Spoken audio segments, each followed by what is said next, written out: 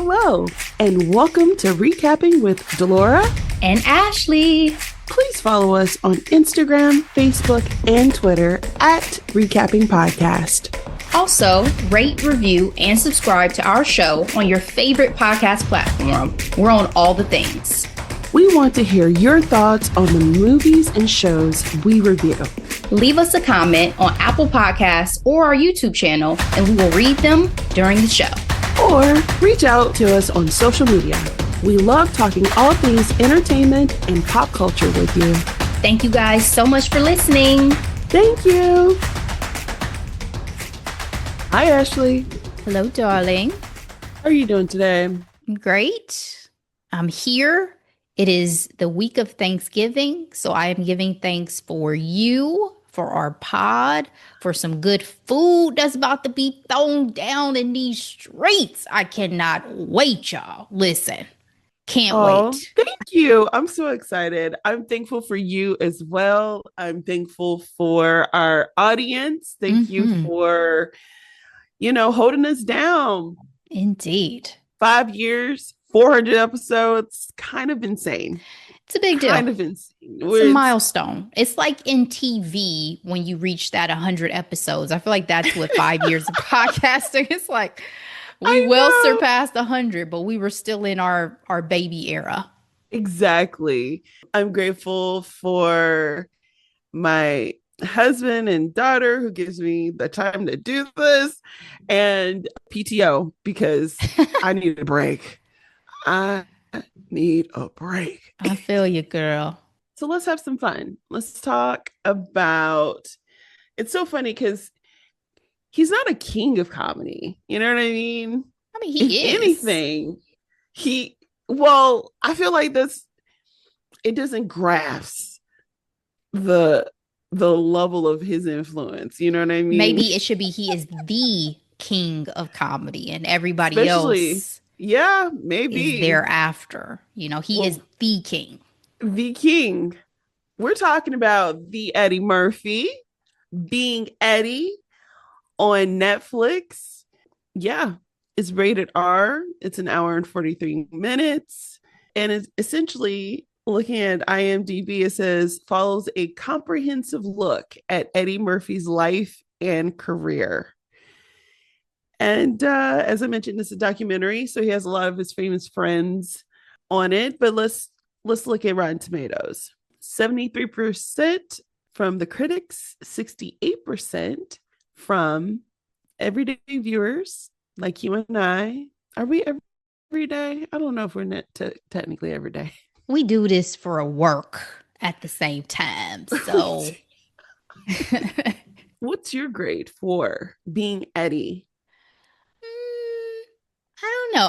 I didn't really come away from this with a grade necessarily, because we talked about this with documentaries. Sometimes my struggle with docs is like, it's just so informative. I'm not looking at it from the same entertainment lens that I do from my fiction things. But for the sake of, being able to live in Eddie's world a little bit, being able to be in his house a little bit, being able to hear from other prominent industry folks and hear some of these stories, I give it B- territory. I think it was still played a little safe to me. There was nothing truly revealed outside of the lens of Eddie's purview, which would have been my preference. Not to say I needed anything salacious, but it's like, it felt a little safe. It was definitely a victory lap for Eddie, in my personal opinion. Like just an opportunity to tell his story the way he wanted it to be told. But I felt like it was very surface. And while watching it, I was like, where's the dirt? I need at least give me some tea about you and Whitney, you and some of these women, you and Janet, whoever else you dated. Like, you're in a era. Give me a little bit about you and Michael. I've heard stories. I want to know about his relationships. Like, I want to know when he fell in love with his wife, when they decided to break up. I want to know about the new wife. I'm gonna go ahead and say spoiler alert. I was not gonna be happy if we were gonna be sitting up talking about how much his great love is with his second wife, though. I was gonna be like, oh no, oh no, because I find it to be very cliche in that regard. Like, you know what I mean? Like, I also think, it's rude. Like, if nothing else, it's Yes. just kind of rude. Yes, considering he has like what, five children with the first wife, right? So, um, but yeah, in any case, my grade is around the same. It's around like a B minus. It was a nice, like I said, it definitely felt like a victory lap because with the caliber of people that he had to speak on his career that influenced their careers, it was, giving him his flowers. And What would up with this grade, probably for both of us, I think, is if this was in anticipation of something. Like if he was truly about to come out with another stand up after all ooh, these years, or like something. Like, what are we teeing this up for, Eddie? well, the fact that he had the throwaway line in the beginning of the documentary, like, oh, the only way I would do it is if I had, these ventriloquist dummies of Richard Pryor and Bill Cosby. And the fact that it ended with that, I cackled. I was And like, who this made man is these? insane. Who made these for you? And where do you store them? Insane. And then Moody, too. Like, oh, Yeah. yeah. So, all right, let's get into this documentary. Ashley, as I mentioned, this is definitely like give the flowers while you're alive. I just want to talk about really quick. This is our third Black Hollywood documentary for this year alone. I'm curious, like, Black what was Power. in the water in Hollywood? We had number one on the call sheet, men version, woman version. It's considered series, so one episode for each sex. Eddie was very prominent in that one. We had the Issa Rae documentary where she Seen and talks about heard a history of Black seen television. and heard. Exactly. Surprisingly, they talked a little bit more about, Bill Cosby in that one. And now we have Eddie, which again, titan of industry, especially within the Black community, but especially for comedians at large. I think one of the things that was very interesting, Eddie has done so much in his career. The thing that blows my mind every time is how young this man was Mm-hmm. when he popped off. Yep. 19? 19. Fresh little baby. Fresh little baby. I wish I had that level of insanity and confidence. Like I think I was Yes. confident, but I wasn't delusionally confident the way I feel like some you really have to. I mean, not to say you don't have talent, because obviously these people have the talent to back it up. But Yes. it's like to be Yes. so delusional about your dreams that Yes. no one could tell you different. Because No, there's a I lot love of it. really talented people who don't get these Correct. opportunities and don't push forward and have life kick them and have people negativity stop them. All those things. I wish I were this delusional when I was that age, because that's the age. Absolutely. That's I the mean, age. he kind of alluded to it a little bit in the documentary, but he knows something. Okay. He knows something, especially in the whole conversation of manifestation, right? Like he spoke it into existence. Actually, Shonda Rhimes was recently on my girl Mel Robbins podcast, and she said the same thing.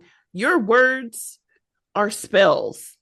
Like you have to be mindful of what you say. He said at a very young age he will be famous. Famous. I think he said at 19 years old. He said 18, 18, but 18. But God made you he wait one more popped. year. Yeah. Exactly. And he got SNL.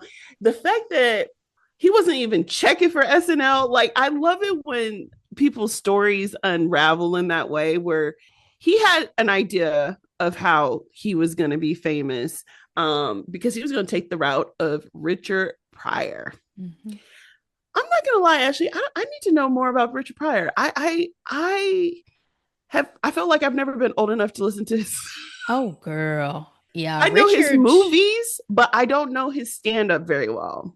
Richard is a character. Like in their personal lives, to me, they're polar opposites. And Yes. so it is interesting that he wanted to emulate that career, because a lot of the personal things that Richard went through informed his stand up, right? Like his drug Correct. abuse, his abuse he went through as a child, his Yes. like a lot.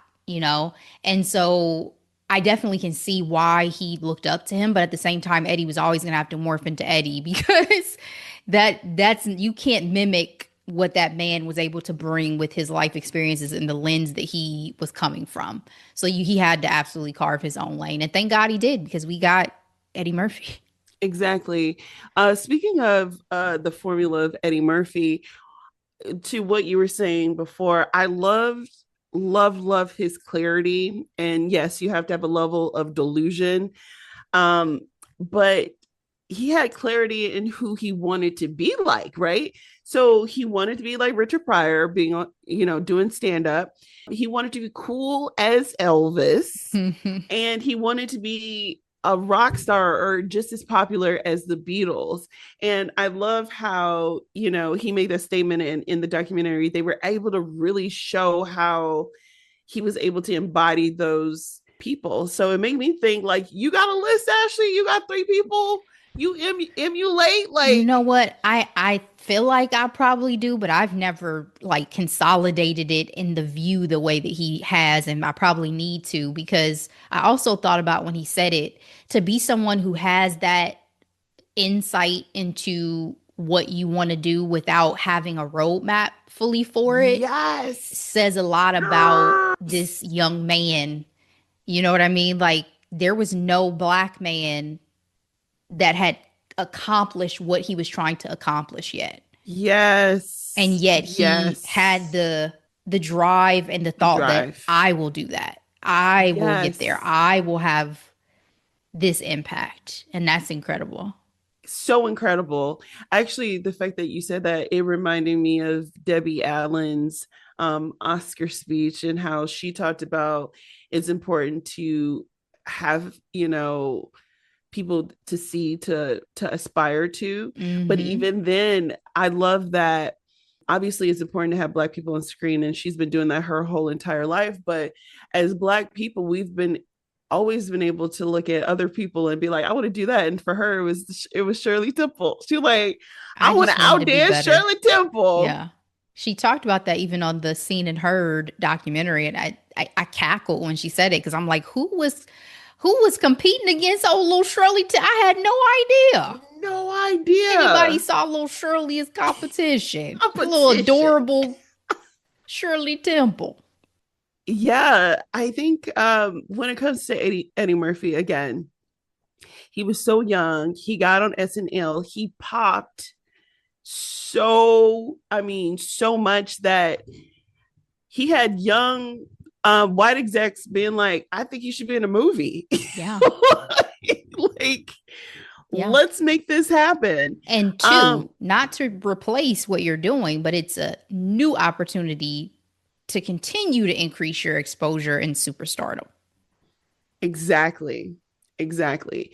I think what makes Eddie also special is because he was young and he was so, full of energy. It had me cracking up when Jamie Foxx was like, he was skinny too. Yep. Comics are funnier when they're skinny and hungry. Like, That's when we are at our best. that's when we are our best. He was able to go ahead and do 48 hours that then turned into Trading Places, that then turned into Beverly Hills Cop. Like, the thing that also blows my mind is he did so much in the freaking 80s, Ashley. Yeah. It was like year after year after year, and all hits. All hits. No wonder by the time Boomerang came around, he was feeling himself because he was that guy. Marcus, darling. Marcus. Yes. His run was crazy. Yeah. Let's talk about early Eddie. Okay, so he had these movies and he still did two stand-up comedy shows. Also, speaking of full circle, Win Thompson was the production designer for Delirious, Who's Win Thompson? the other black man that won the governor's Oscar this year Oh, alongside I missed Tom that. Cruise, Debbie Allen, and Dolly Parton. So, what's phenomenal about his story is that he's done some iconic set design. Spike Lee, Do the Right Thing. His very first one was She's Gotta Have It. He also done King Richard, Cinderella Man. His resume is crazy. Mm. So essentially, he's like the godfather to Hannah Beachler.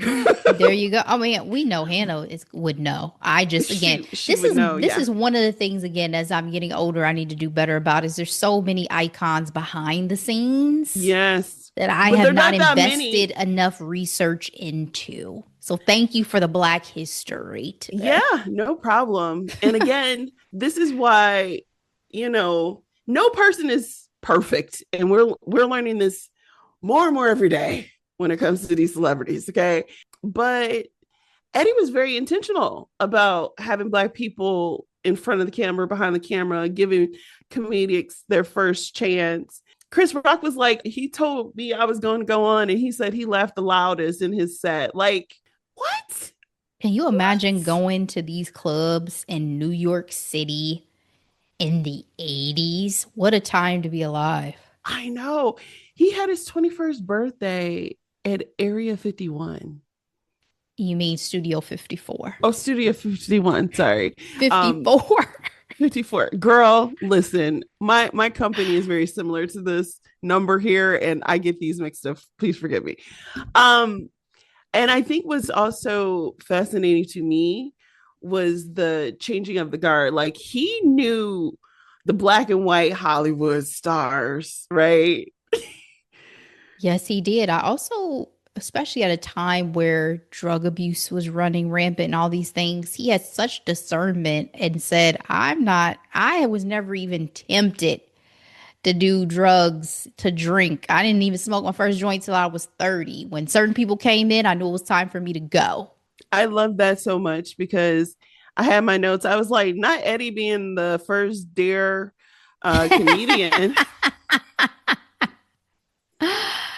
No, legit. Like like, he like was a rarity amongst his peers in he that regard was. fully. I mean, I would have even been a drinker, even though I'm not a drug person. I would have been out here sipping some drinks, you But know? what I love is that he still was able to hang, have his water, and go home. They said he would Like sit with his Coke in the corner in the because he's an corner. introvert. That's what's Yeah. so crazy to me about Eddie Murphy too is and other celebrities who, they have such magnetism on stage to get off stage and then be introverted is Yeah. insane to me. I can't imagine Again, it.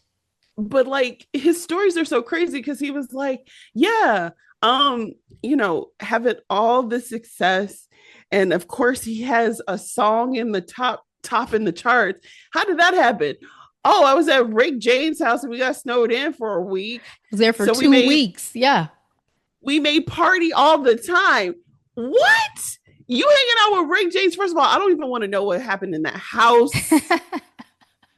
No, thank you. You I'm know what's good. funny too is he did that interview, and I love his humility and all that because I'm sure at the time anybody would tell him anything. They were like, "What made you decide to go into music?" He was like, "Well, when you reach a certain level of success, you say you want to do something. Everybody's like, yeah, why not? Everybody Yeah. around you is like, sure, why not? So why not make some music? Like I just appreciated that level of like just pure humility and like, yeah, this ain't that deep. You know what I mean? Like I know I'm not the best singer out here. I decided, hey, why not? But I think it's really funny because John Landris was like, it was quoted in one of the magazines that Eddie was looking through. He was like, he's too vain to destroy himself.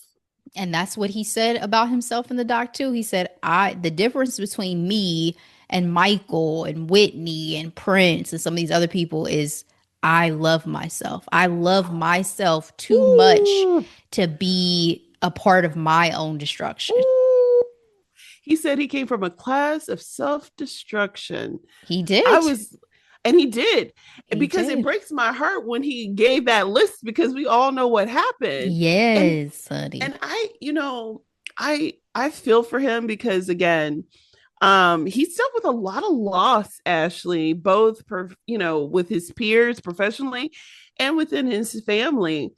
Girl, when he was talking about his father, Yeah. His father and his mother had a very tumultuous relationship. The fact that the one good picture of him and his brother, he's laughing, is also something that's so mind blowing to me. Because I'm like, you can't make this stuff up. He was like, yeah, this was the straw that brought the cameras back for my parents' relationship. Yeah. And he keeps it in his house. And he keeps it in his house. But to him, if you think about it, I mean, I don't obviously know him, but the way they phrased it in the story within the documentary, he didn't really mourn his parents' relationship because he was able to get a good father out Yeah. of his stepfather. Thank God for that stepdaddy. Some step parents are lifesavers for kids. Truly, truly, like he really was able to show him how to be a man. But unfortunately, part of the reason was because his father got killed by a woman, and Lover's quarrel.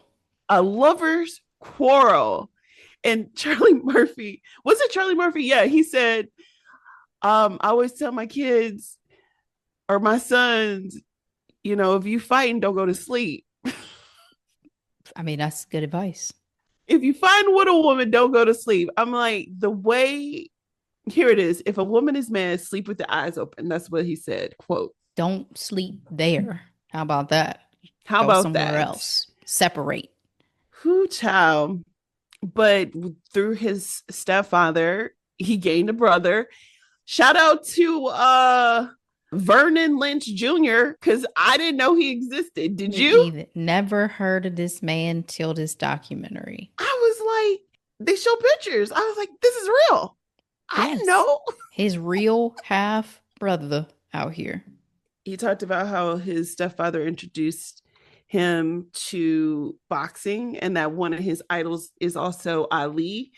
Again, speaking of his class, I love that he said the Oprahs and the Baracks of the world saw Ali in the world. He's like, there was a level of fearlessness that we all got because of his example. Mm. And I was like, that's so real.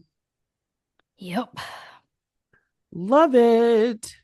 There was a who's who of comedians that spoke about Eddie Murphy and his influence. Who was the most interesting to you? The most interesting. I feel like the one who spoke the most was Dave Chappelle and Chris Yes. Rock. I can't Yes. say that I found anyone necessarily more interesting, but I enjoyed just hearing the tidbits from each of them. I mean, you had Dave, you had Chris, you had Adam Sandler, you had Pete Davidson, you had Keenan, you had like a mixture, and Kevin, and so just to hear again the level of influence and the fact that this is their number one, right? This is the Yeah. person that they all revere and look up to. So to be in his presence, to get to joke with him, like you kind of, it's one of the first, like, it's one of the first times in like a comedy setting where it didn't feel like camaraderie. It felt like worship a little bit. I don't know how else to say it. Because usually I'm Wow. used to seeing like Kevin and Chris and Dave and them, and they're like jokey and buddy. Like it's a buddiness versus like, it seems like when Eddie was talking, they just like were hanging on his every word. You know what I Yeah. mean? So Yep. it's just different. For me, Jerry Seinfeld, I was excited to hear what he had to say because I'm like, everybody always put Jerry Seinfeld on this pedestal, but I'm like, Eddie is so much bigger than I Jerry. don't think Jerry's funny. Jerry just made a shit ton of money off of a sitcom A TV show about when nothing. residuals were everything, you know? Truly. Um, Syndication, baby. yeah, but I think what he had to say about the young Eddie Murphy and the fact that he was doing Raw in a red leather suit on stage and how he was like the Beatles of the time because he's like comedians up to this point were not attractive. Comedians have only gotten more attractive, in They my have. opinion. And I was laughing to myself because I was like, oh my goodness, that's so true. Now, I never thought Eddie Murphy was like ugly or anything like that. And he's definitely had his iterations that I thought he was, handsome. But I was trying to think, I was like, who's the most attractive comedian out here in these streets? right now, it's probably somebody that's not super well known yet. Like there are internet social influencer type comedians who are probably more attractive than some of the big. But of the big, I don't know. I mean, Kevin is short, but Kevin is handsome. Like his money has Kevin is made him handsome. very handsome. What they say, you're not ugly, you're You're just just broke. broke. And Yeah. these are the fact. Like when Kevin first came on the scene, he was a little troll. Yeah, Now he is glowed up, he skin is. glistening, hair Birthday twin. beautiful, body Yeah, together, it is. snatched. Kevin is snatched. But again, he knows what he's working with, you know what I mean? So what they say, you play with the hand you're dealt. Okay. Uh, Indeed. So yeah, I of the big also, bigs, I'll have to give it. I'll have to give it to Kevin. yeah, same. We don't consider Will Smith really a No, comedian. Will No, Smith we don't. is a movie star. Think he Who's done surpassed it? just the comedian thing. Yeah, okay.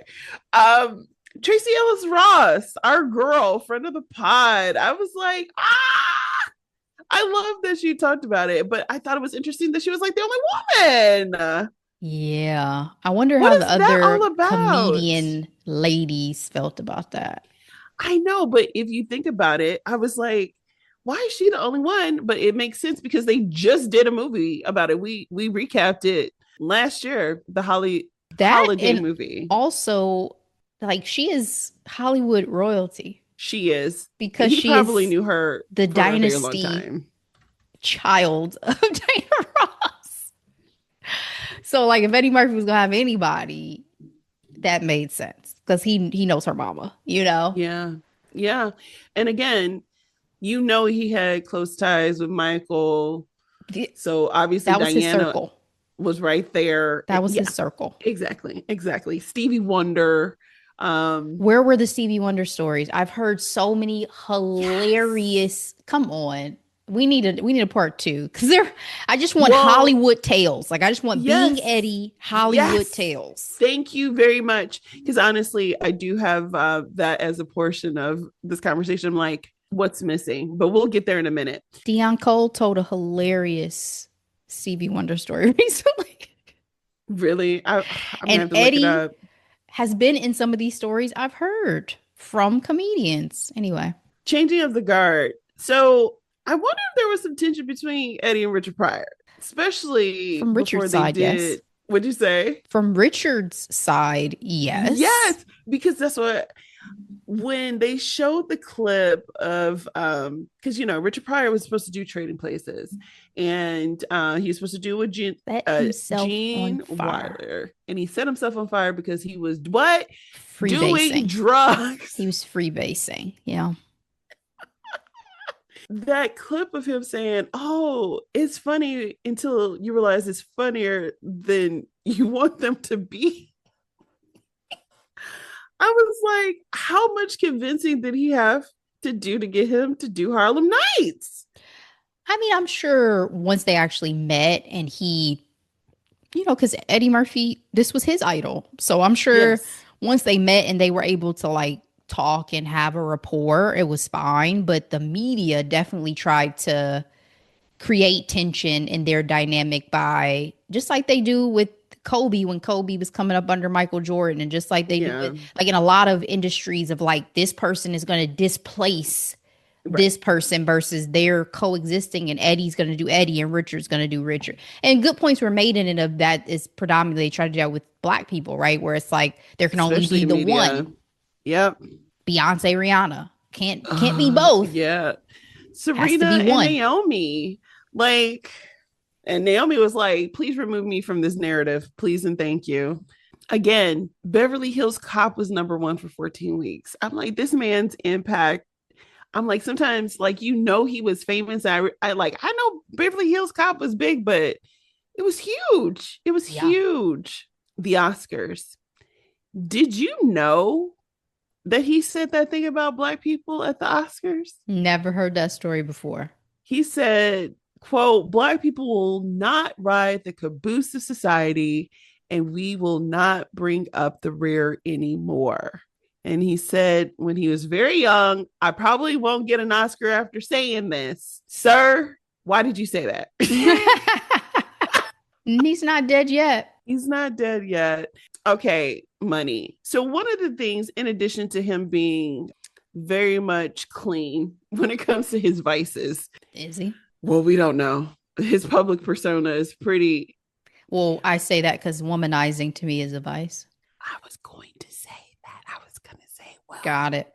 sex, sex is a vice. Um, that's how he got 10 children. Yeah. Yeah. Yeah. But I'm thinking about money in particular and how I'm like impressed that he's been able to keep it. Like I don't think I've ever heard any headlines of him like going into any type of bankruptcy or anything like that. He's at home. Especially in the 90s, because I mean we heard a lot of it in the media for music people, so TLC, Tony Braxton, MC Hammer, things like that. But he seemed to have got his money and kept it. So much so that he talked about burying Red Fox, Rick James, and buying a tombstone for buckwheat. Yep. I mean, I think he had a lot more control over his career too than a lot of those other folks in terms of like even the creative control of Boomerang and things like that. Like he really took control and a lot of that was under his direct Yeah, influence, and that's different than some of the other people who have struggled with having that control and influence over themselves, their image, their artistry. I think Eddie, the way he navigated his career and probably contracts he did and all of that, he had much more control. absolutely. I didn't realize how full circle Charlie Murphy and Dave Chappelle were.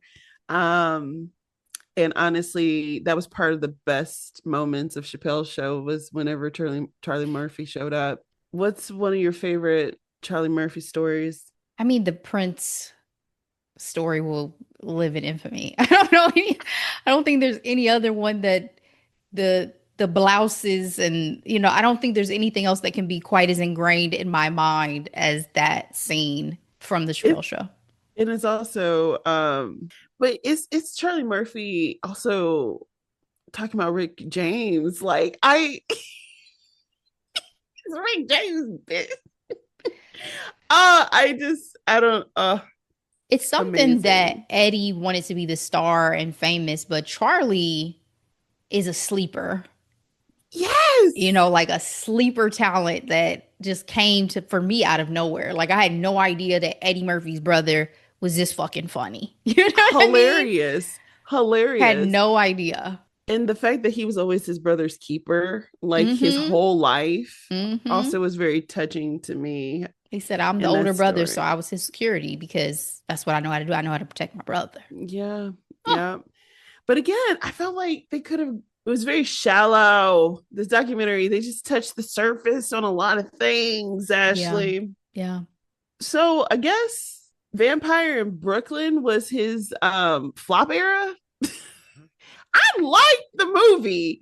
Is it Yeah. doing too much? Maybe, but this is young You know what he Angela means. Bassett. You know what he means, though. It wasn't a hit. He's used to having hits. It's a cult Hits. classic as far as I'm That's not a concerned. hit. That's not a hit. And so we finally get an explanation on why he had beef with SNL all this time. It was a skit by David Spade. And he's like, I wasn't even upset at David Spade. He's like, I'm upset for the people who let this go. He said, oh, look, kids, it's a falling star. Make a wish. That joke was actually kind of funny, though. Like, in terms of the mechanics of a joke, hilarious. But yo, this is why I also thought it was interesting with Jerry Seinfeld's commentary. He was like, the biggest praise and the biggest like downfall are all lies. It was just like, never believe it. And I think there's some truth to that. You know what I mean? And I think that's necessary for humility reasons, of course. Hmm. But this actually began his dad era. So do you feel like he went into like family friendly content because one because of bank or just where he was as a person? Because it's not like he was this young whippersnapper Yeah. anymore. But I think it was just life events and life stage, right? He had started in this industry when he was a pup, 19. So he now has a bunch of kids. He's navigating a new chapter. Makes sense that he would gravitate towards the Shreks and Dr. Doolittle and some of these things that, and we've seen a lot of other celebrities do that too. Once they have their own children, they're like, I want to make something my kids can go see and I yeah, can share with my family and all of that. For him, it can seem more stark because, you know, Delirious and some of the comedy that he yes, had early days was very raunchy and whatever. But I think it was definitely just life phases he's going through. I mean, he's a much different person seemingly now than he was when he was a teenager in early 20s. So, absolutely. One of the things that I thought was so random is that this man said the best TV show out is ridiculousness. and yet it just got canceled. It just got canceled. But I was like, that is the most hilarious stance I've ever. I mean, of course, Eddie Murphy would say that. Like, what? I guess that makes that man's inflated salary worth it. That I Eddie Murphy said know. your show was his favorite. Hopefully, hopefully. So let's talk about Dreamgirls. Dreamgirls, Dreamgirls. Did you feel like he deserved that Oscar? I honestly don't remember how I felt at the time. I'm sure I was rooting for him and wanted him to get it, but I don't remember who ran against him to know if I felt like, yeah, it's his time, it's his year. But I'm sure at the time I was like, ah, damn, that would have been nice if it would. I'll say this: it's not as stark in memory for me as thoughts of Malcolm X, Denzel not getting it for Malcolm Girl, X, for sin of a woman. Angela We love you, El Bassett Pacino, not but getting it for What's Love Got to Do with It. Like I don't even know who won that year for stark, her. there are stark moments, and that this is not Yeah. one of them. Is my point. Yeah, no, that's real. I wasn't upset that Alan Aiken won for Little Miss Sunshine. Boo, Huh? boo. He that was a star maker for me for him. And He was so an old like man, just playing an yeah, old man. but I get excited when older people finally win an Oscar, Ashley. Oh, so you just wanted him to get it before he died. It's not that it was a amazing performance. Well, I think it was both. I enjoyed his performance and I was glad that he got it. I think it was funny that Eddie cleared up the rumors that he like left because he was pissed. But again, it's like, oh, okay. You just were upset that you got dressed to come out and didn't win. I don't know. But he did say that his divorce fueled his performance because he said he was sad. He was living in his gigantic, gorgeous house, feeling like it was a haunted mansion. Again, this is where I was like, "Ooh, are we gonna get some tidbits?" And I like to liken it to neck bone meat. You know what I mean? Like just as soon as you think you got something that tastes good, you realize you don't really got a lot left. You know what I mean? Like, and then What he like analogy? breezed off. Thanksgiving is this week, Ashley. Bear with Indeed. me. I love Okay. it. I love it. I don't even know. Did he even call her by her name, No, Paige? he did not He didn't say even call her anyone's names. He say, when I divorced Nicole, he name. ain't say, Yes. me and my new woman. He'd say, this was Yes. about him. This is about Eddie. He said, y'all don't need, everybody know who y'all are. Don't worry about it. This is about Listen, I me. had to look it up. I was like, who is this white woman? Okay, her name is Paige Butcher. She is 46 years old now. Uh, so I was like, oh, is that a big age gap? Girl, yes, 18 years. And she got two babies. They got married in 2024 after she had his two babies. And she has been in movies such as Something's Gotta Give, Big Mama House 2. And I think that's about it. And she's from Australia. So I was like, She must have been okay, doing background work because I've seen exactly. both of those films and never seen this woman a day in my life. Never, never. But sometimes you just got to be in a room where it happens, apparently, Ashley. Like we talked about this. You know what I mean? Like we just got to As long show as it you to on the that event. set, never know what can happen. Never know.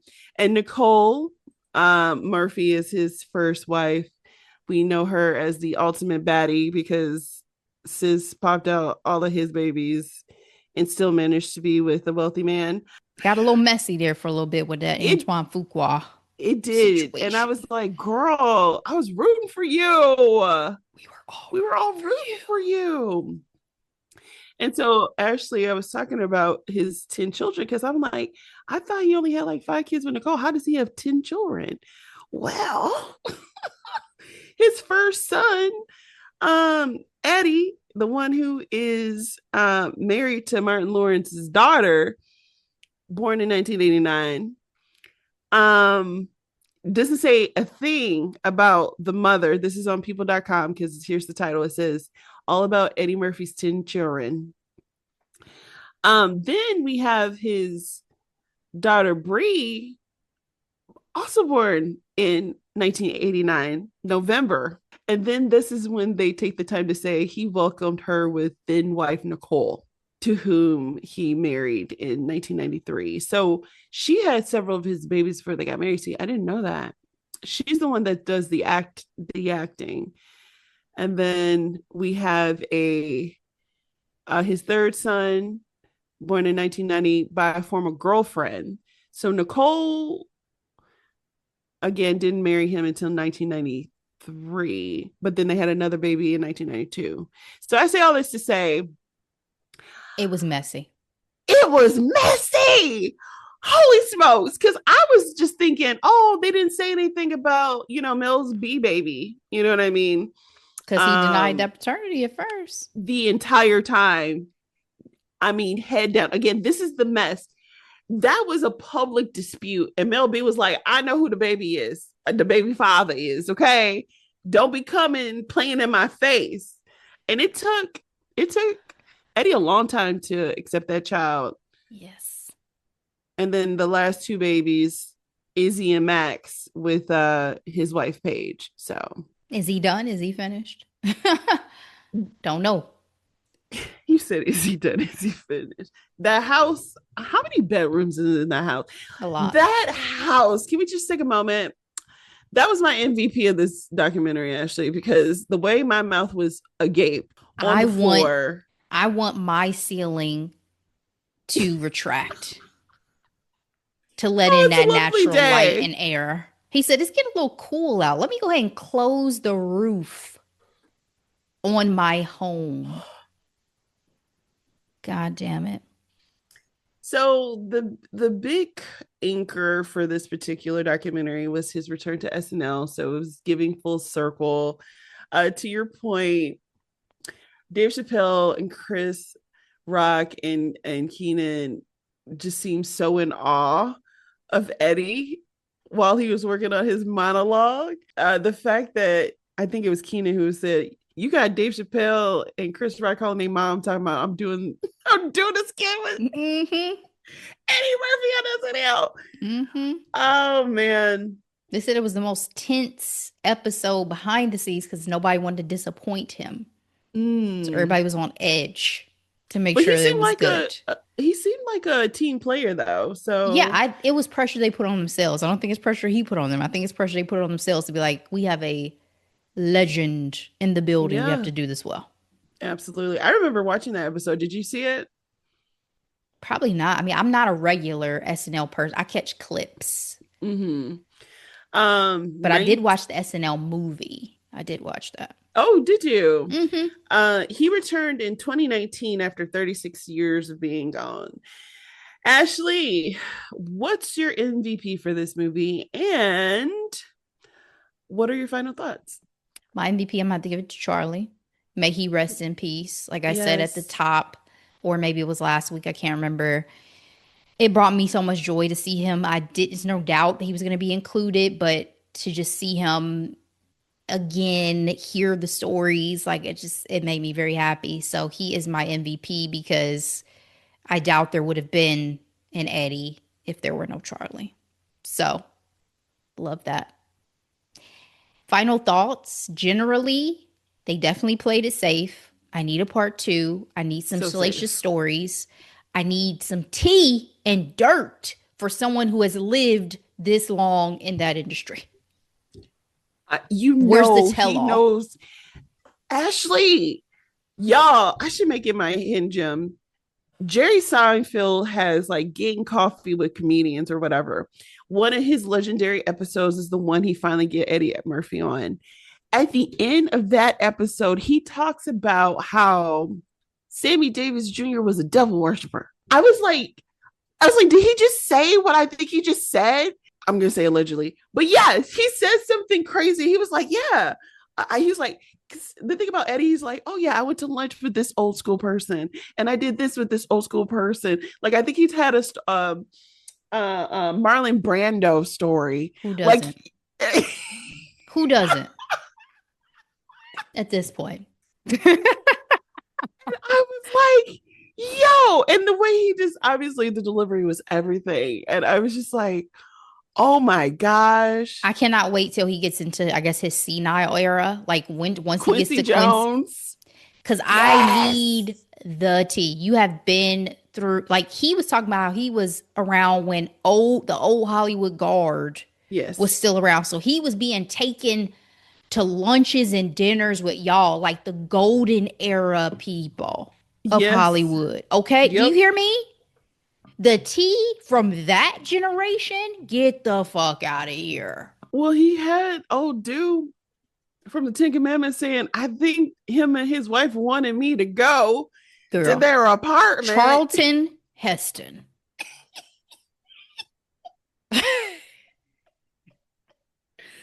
Uh, I mean, yeah. So anyway, my final thoughts are this was cute, but I'm gonna need more. So I hope I get it so that, this can be more than, to your point, like a victory lap of his career. Like either come out with a new stand-up comedy. Like I need this to culminate into something else.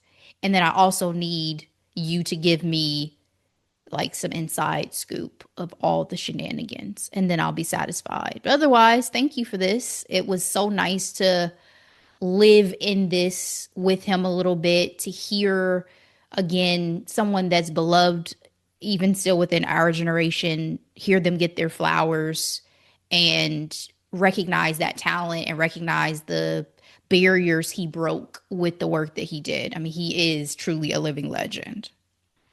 yes, he is. All right, my final thoughts. I have a few. Here's first.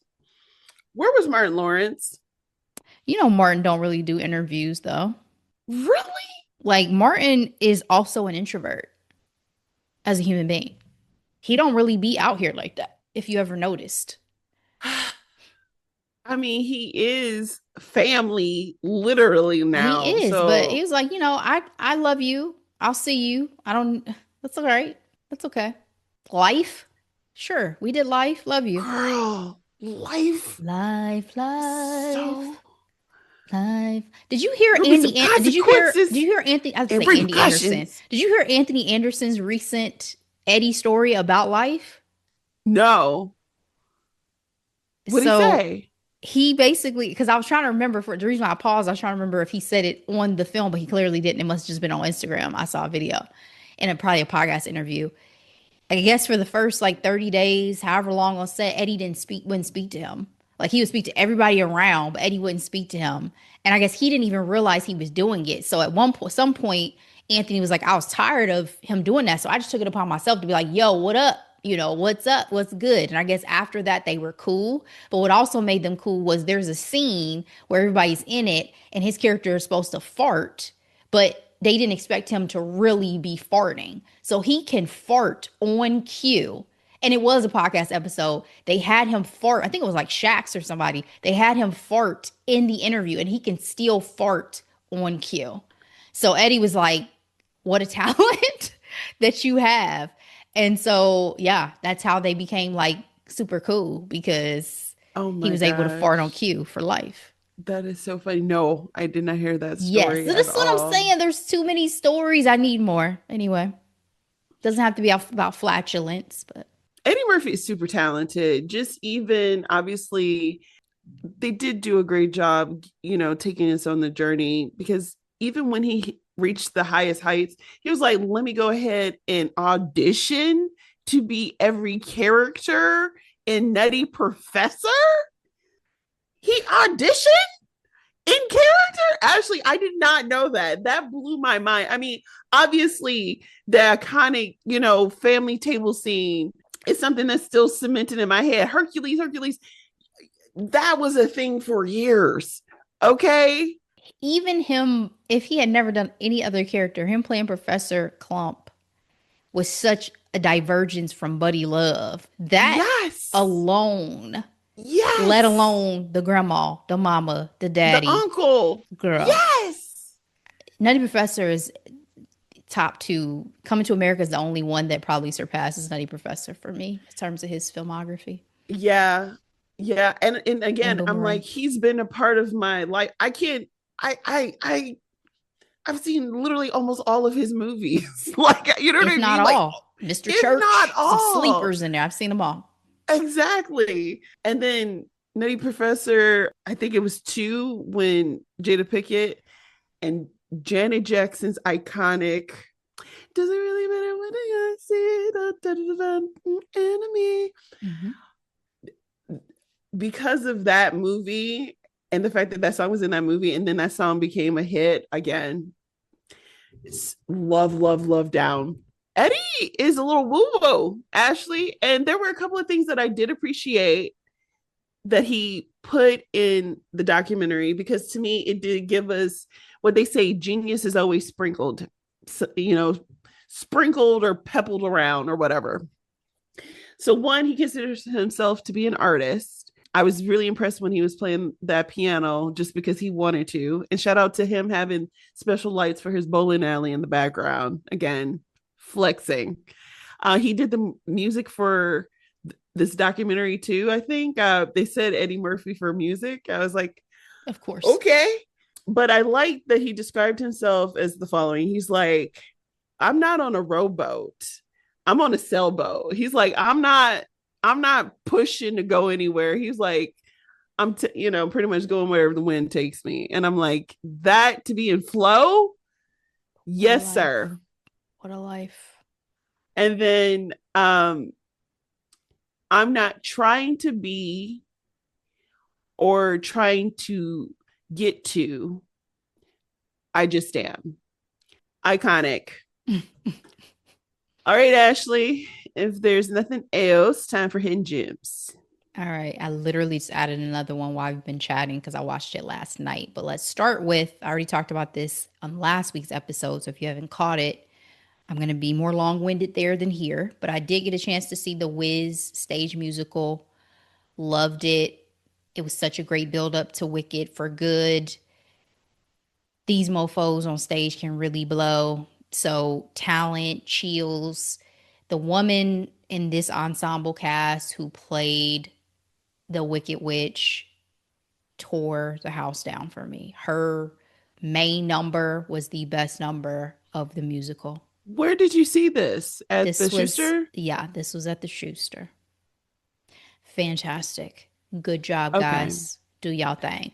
Directed by Shelley Williams, Dayton I'm gonna have to native. go. It's Hannah coming to Beekler. Cincinnati in the new year. Yeah. Hannah Beekler did production design. Yes, she Fantastic. did.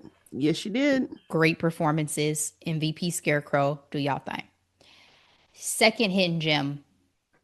This actually was a recommendation I saw in comments on a post from my previous last week's hidden gem of All Her Fault. So I started watching this. It's The Beast in Me on Netflix. Claire Danes. Premise is she is a novelist, a writer. Next door neighbor might be a murderer. We don't know. I binged this in one day. So good. What? So interesting to me. Definitely not as suspenseful necessarily as All Her Fault was because a lot of things are revealed earlier, but you're getting a chance to kind of see the picture of a person. So I found that to be fascinating, as well as like Claire Danes and how she navigates everything and how her character navigates everything and her energy. Like I haven't seen Claire Danes star in something in a long time because I didn't watch the one main show she was in where she was like CIA or whatever she was. Her energy in this is kind of manic And so I found her character development to be fascinating for that too, because as an actress, like I can still remember Claire Danes from Romeo and Juliet, you know what I mean? And she was ethereal and she was, so it's like just to see the talent that some actors have when they turn it on and turn it off in projects is, I find it fascinating. So that also was really something that drew me into it, was seeing her in this type of role that I have never seen her in. So it was, I think, 8 episodes. Definitely worth a watch on Netflix. My last one, y'all. Watched this last night. Ugh, Selena y los Dinos documentary on Netflix.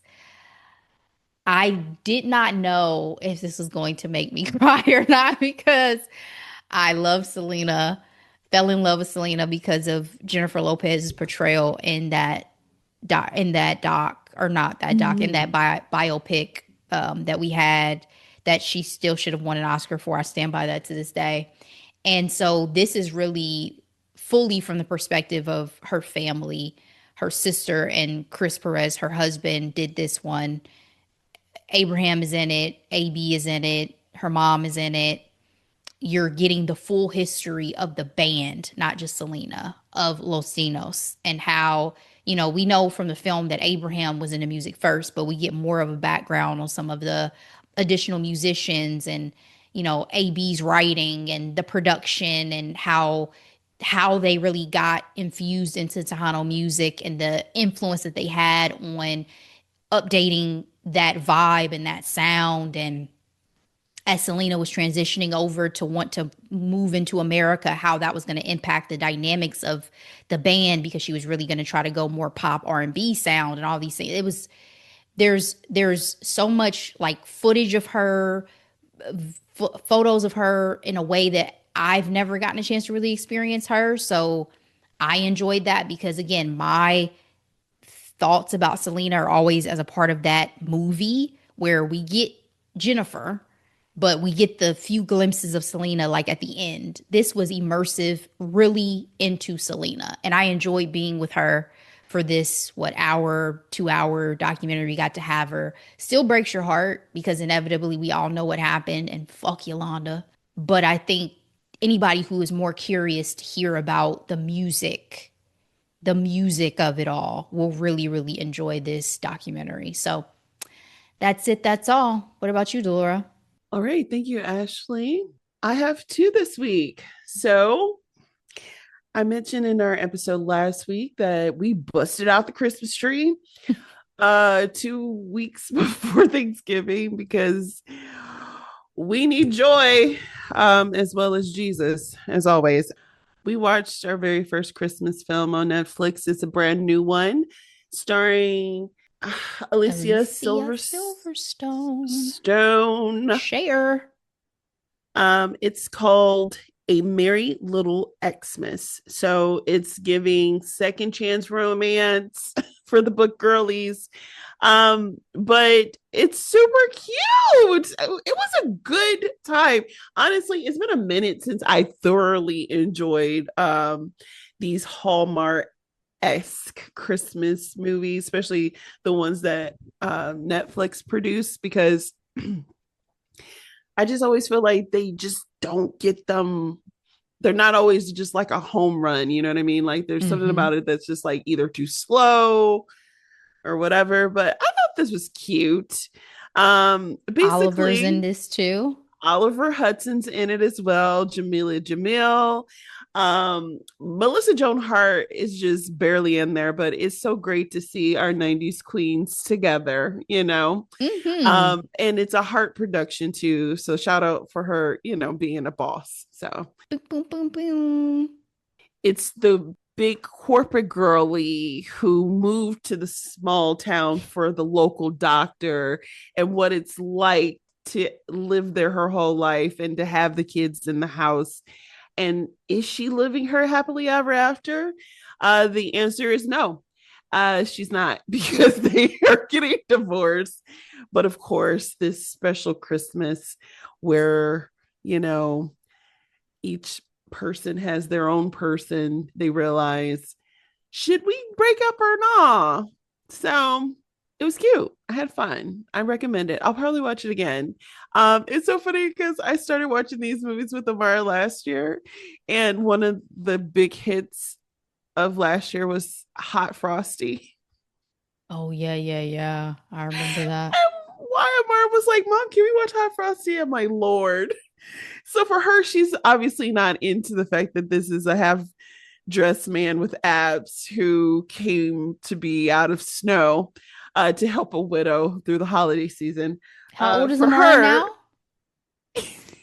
We sure? seven. We Oh sure? yeah, I'm sure. I'm sure. She just is like, oh my goodness. Um, she knows that the lady is happier now or whatever. So it cracks me up.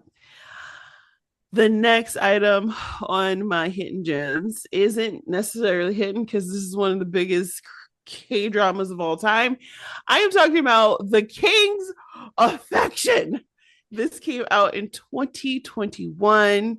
South Korean television. It actually is the first Korean television series to win an international Emmy.